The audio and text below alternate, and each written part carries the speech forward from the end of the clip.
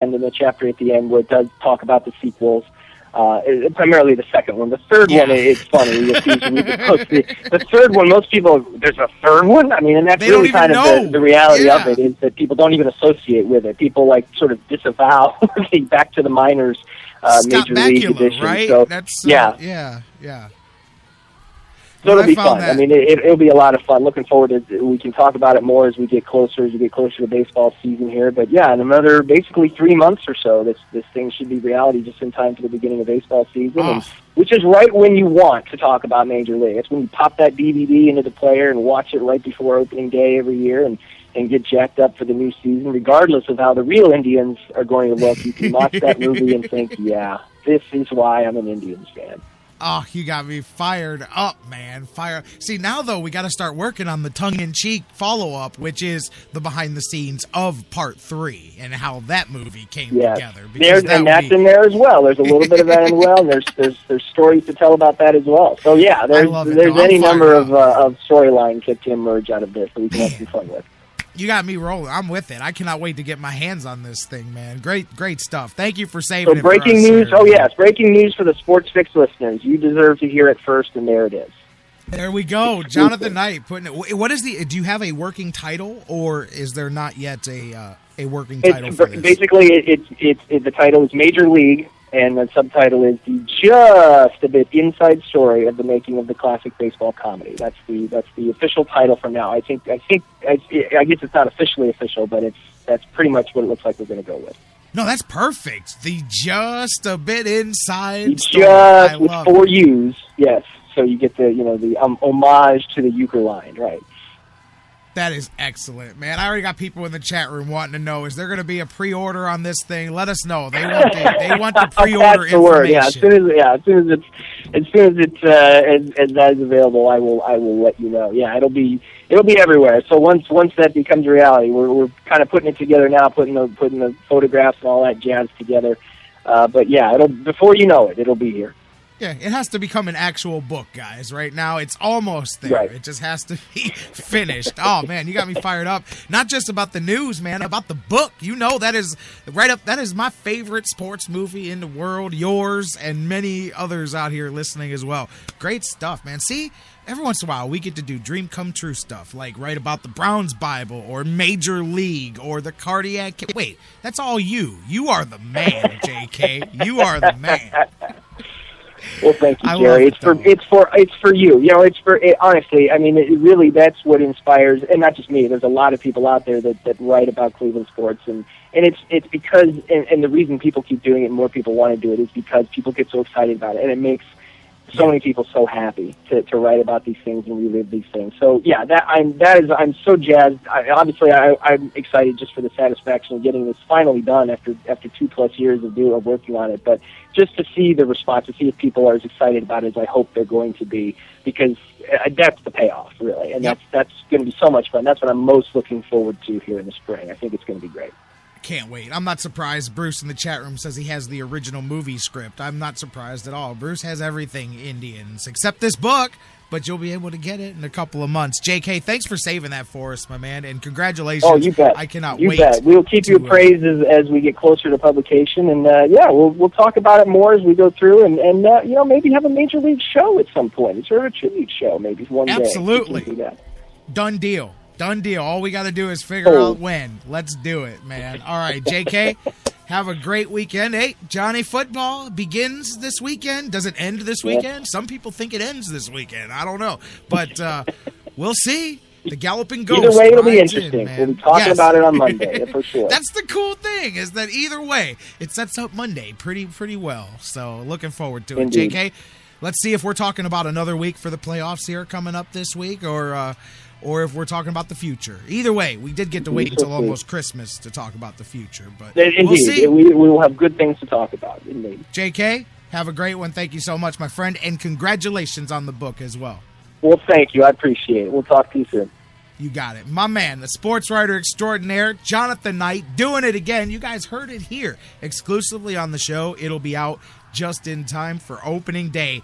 Major League, the just a bit inside story of all of our favorite Indians and baseball and sports movie. I don't know. Maybe some of you have another one above it, but to me, Major League just takes the cake, man. And I love it, man. It's all JK and I have spent 5 years making inside Major League jokes, and now it just continues. I had an idea that was where he was going, but I wasn't sure because I was joking with him before the show. I said, you get to write the autobiography of Johnny Football. He goes, no, but close. You know where I'm going. I had a feeling of where he was going. Going to be a lot of fun, and of course you guys will give you the chance to beat the box office here on the show and get a copy of it as we get closer. Can't wait.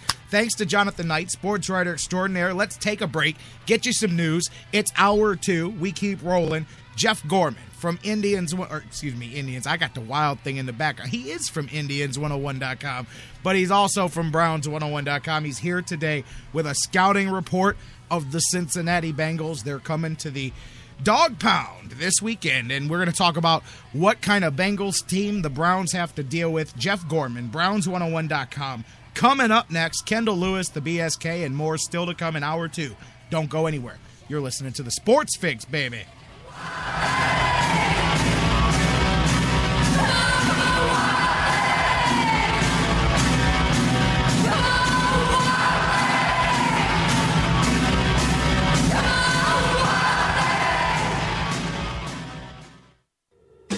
The Sports Fix, your choice for intelligent talk. That was wonderful. Bravo! I loved that. Oh, it was great. Intelligent talk. Well, it was pretty good. Well, it wasn't bad. Well, there were parts of it that weren't very good, though. It could have been a lot better. I didn't really like it. These guys must be on the wrong station. It was pretty terrible. It was bad. It was awful. It was terrible. Get him away! Hey, boo! Boo! The Sports Fix. I'm Tyler Zeller, and you're listening to The Sports Fix. Have you gotten your copy of Cleveland's Finest yet? Highlighting the best moments, players, and media members in Cleveland sports history? He won it! Milo hit a three-pointer on the side. In-depth personal interviews with some of the top names in Cleveland sports fill the pages of this incredible book. Cleveland's Finest by Vince McKee is this year's must-have book for every Cleveland sports fan. Available now at Amazon.com. Get your copy today.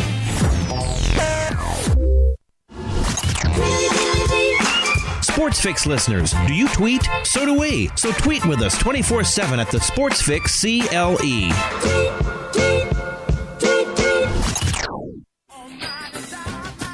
Business owners and professionals, do you want to take your business, your product, your team, your event to the next level? You want to advertise right here with the Sports Fix. Our listeners are among the most loyal listeners, terrestrial or internet. The Sports Fix universe is not only the radio show, but tens of thousands of fans on Facebook and Twitter. Email me, Jerry Myers, thesportsfix at AOL.com. That's thesportsfix at AOL.com. And let me help you swing for the fences and hit it out of the park right here on the Sports Fix.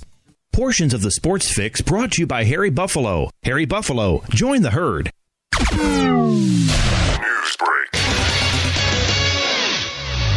Good morning, I'm Doug Brown. The first time the Cardinals played the Rams this season, they lost quarterback Carson Palmer with a torn ACL. Now they're waiting to find out about Drew Stanton, who hurt his right knee in last night's win over the Rams. Stanton will have an MRI on the knee today.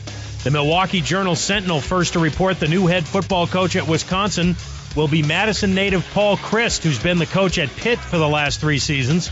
Chryst was a quarterback for the Badgers back in the 80s and was also an assistant coach there. Oregon quarterback Marcus Mariota wins 3 major awards: the Davey O'Brien Quarterback Award, the Maxwell Award for Player of the Year, and the Walter Camp Player of the Year Award. Wisconsin's Melvin Gordon takes the Doak Walker Award for the nation's best running back.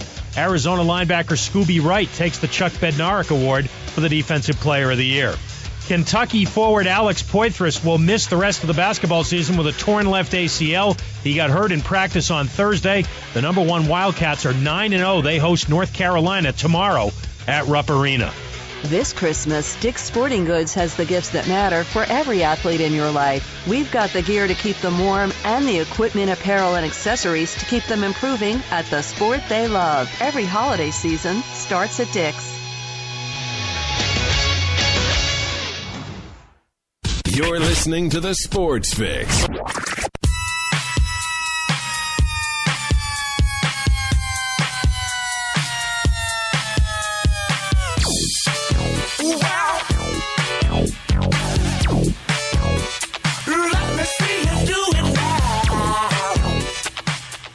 welcome back to the Sports Fix Live, Hour 2, kicking off here on the Sports Fix Radio Network. J-Rock back with you guys. And, I know, hey, look, man, we're not even close to talking draft yet. Surprise for the Browns. I know a lot of people aren't used to that. Seriously, a lot of people don't know what to do with themselves. They've, got mock drafts in their back pocket. They just, waiting for somebody to ask them to see their mock draft. They're like, man, nobody's asking about my mock draft. But you can't lie. As he wins the Lombardi Award last night, tell me that a cat named Scooby shouldn't be drafted by the Cleveland Browns. I mean, that's money Manziel. Everybody talking about marketing.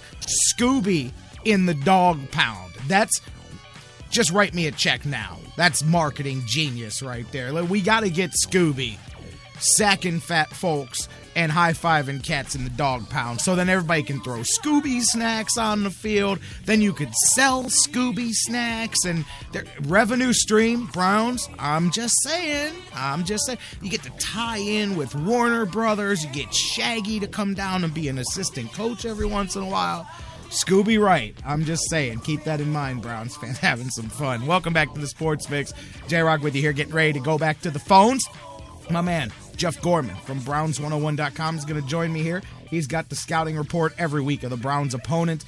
No game bigger than this one here. It's win or go home. Win or go home. Well, they still got to play the rest of them, but you know what I mean. The rest of them don't mean anything except draft positioning after today or after this weekend if the Browns don't take care of business against the Bengals. We've got a Bengals scouting report from Jeff Gorman of Browns101.com. You keep the conversation rolling on Facebook and Twitter. Facebook.com/thesportsfix. Tweet with us at thesportsfixcle. Email us, thesportsfix@AOL.com. I'm going to go to the phones. Jeff Gorman's with me there. That's why you can't call, but you can enjoy it as Jeff joins me here. Jeff Gorman from Browns101.com. Jeff, how you doing this afternoon? I'm doing super, J-Rock. I got to help you out a little bit on that marketing thing. You can also auction off a chance every week to go tailgating in the mystery machine. Think about it. Not only that, but these teams, the Indians this week, have been doing the hashtag secret tribe, and they love to do the change a movie title, hashtag games, and all of that stuff. Browns are this year starting to get a little bit more into it. I mean, come on. Scooby and the gang. You can do scavenger hunts every week and put clues out there and have, I'm just saying, like you said, man, you got the mystery machine. People can tailgate in the parking lot with it, man. You can sell authentic Scooby snacks at the stadium, charge $10 a piece for that thing, man. I mean, all kinds of marketing there, man. I'm just saying, if you're looking for a linebacker and it's debatable between a couple of guys, lean towards the guy named Scooby-Doo. That's all I'm saying, man. Jeff, seriously, I'm having some fun with that, but how you doing here today? Obviously talking about leaning towards the guys and marketing and all of that. Number 2, starting quarterback for the Browns this week here. We thought it was going to come last week, and it didn't, and I think that was the right decision this week. Again, I don't care what you think about number 2. Number 6 played himself out of the opportunity to be in that conversation this week, man, and he continued to trend downwards, the body of work, as Mike Pettin used this week, and he left the Browns with no choice. So now they're trying to salvage their end of the season here. They need to win 3 in a row to have a chance here, and they're going to put their fate in the hands of a rookie quarterback, Johnny Manziel here. He becomes, number 22 on that infamous jersey of all the Browns names that's somewhere downtown up on a mannequin. They just keep adding the names to it. Will there be a number 23, or will number 2 keep his name on that jersey for a while? It starts this weekend. Well, I think we all, as Browns fans, deserve to have that jersey not have any more names added to it for at least the next 15 years. I think we're due to have a Brett Favre type of person who's just there for at least 10 or 12 years, so we can finally not worry about the quarterback spot. But this is a situation where, there really was no choice. I mean, the way that Hoyer had played for the last 4 weeks, you couldn't put him out there again in a position, in a game that meant anything, because it just wasn't happening. And he, as well as he did against the Bengals last time, I think that, the Bengals would have, caught up to him, but also he wouldn't. It's